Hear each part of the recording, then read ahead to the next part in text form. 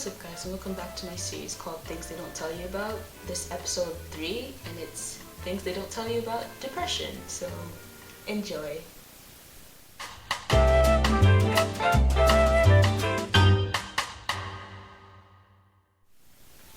So, depression is a mood disorder that causes a persistent feeling of sadness and loss of interest. Although depression may occur only once during your life, people typically have multiple episodes.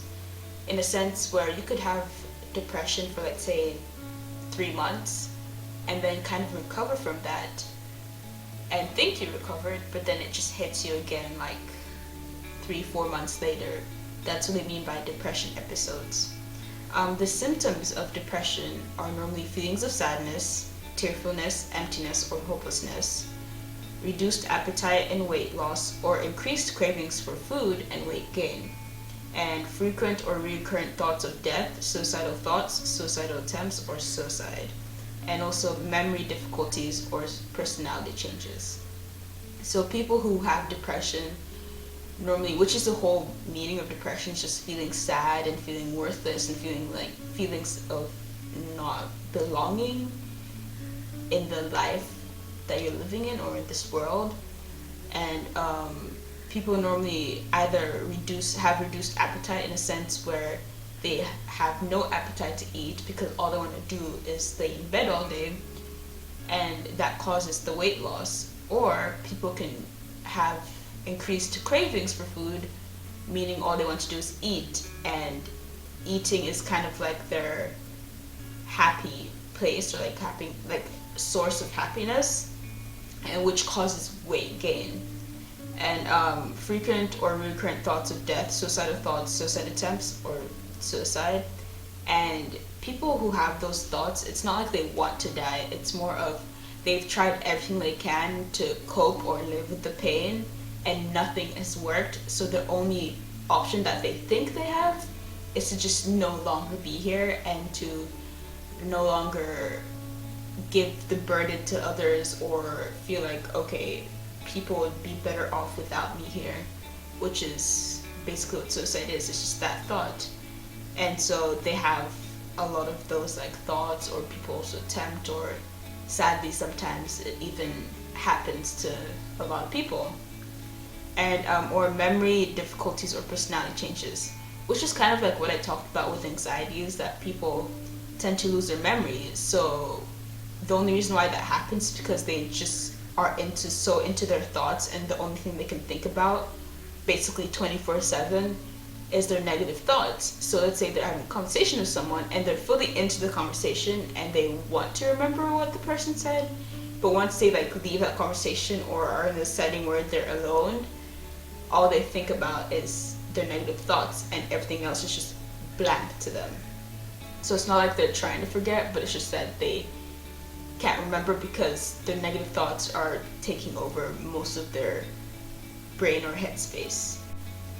Some of the causes of depression are normally that some people have depression during a serious medical illness. So if they're sick or they're in the hospital for a long period of time, that may cause depression because they feel like they're worthless and can't do anything for their own or for anyone that they want to help. Or depression, they could have depression with life changes such as move or death of a loved one, which is a huge cause of depression, is when someone close to you that you love very much passes away. That could cause depression, or even moving to a whole different city or a whole different country that you've never been to can cause it, because you're basically leaving everything that you're familiar with and everything that you knew, and sometimes even the only thing that you knew, to go somewhere else, maybe for a school, job, whatever, and it causes anxiety, which also causes depression as well. And yeah, so the treatments that people with depression can take or normally take are medicines called antidepressants, and they're used and are very effective for many people. So if someone has tried everything and they have very severe depression, then taking antidepressants could help them cope with it and live with the depression.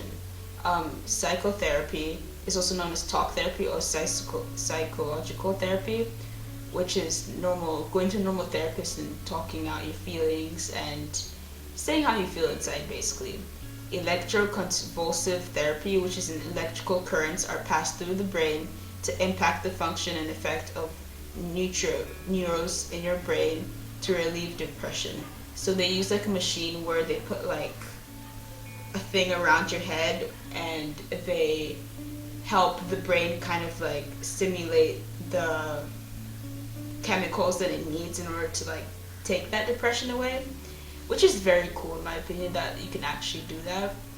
But also it's also used for people who don't get better with medications, can't take antidepressants for health reasons, or a high risk of suicide.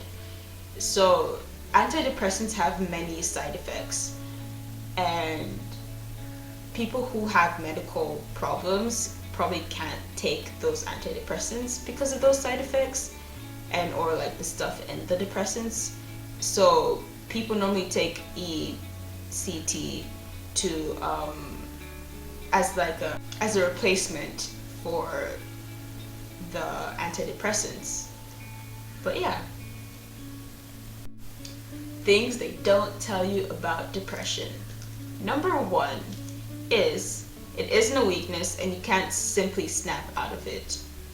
A lot of people think that depression is something that you can just easily, like, you're cured from it basically, like in just a snap of a finger. That's not the case. First of all, it's not a weakness. Depression is like something that someone who's very strong goes through.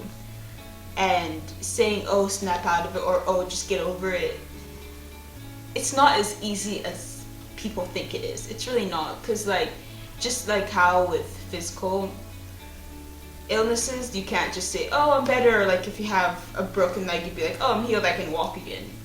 No, it's not how it works. You obviously have to go through recovery and through medication and all that jazz. So just like how physical illnesses, it's the same thing with mental illnesses. Like you can't just get cured from it, or you can't just be okay and be like, oh no, I'm happy again. No, you have to go through a whole recovery and medication and a diagnosis and basically everything that you go through with physical illnesses.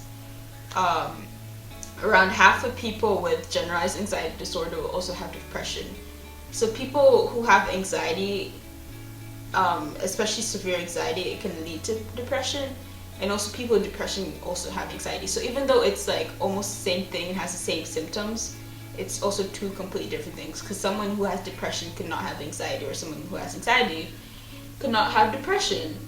So it just all depends on the person and how bad their diagnosis or how bad their symptoms are.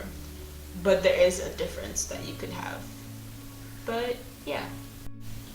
And that's the end of this episode. Thank you so much for watching episode 3 of Things They Don't Tell You About. And just remember to leave a like, subscribe to my channel, and comment anything you want. Like any topic you want to hear me talk about, or any suggestions, or just feedback is also nice. It would be great.